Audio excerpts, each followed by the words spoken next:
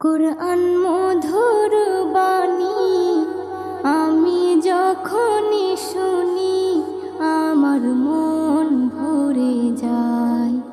কুরআন মধুর বাণী আমি যখনই শুনি আমার মন ভরে যায়। শোনো মুমিন মুসলমান, পড়ে দেখো না কুরআন, কত শান্তি পাওয়া যায়। কুরআন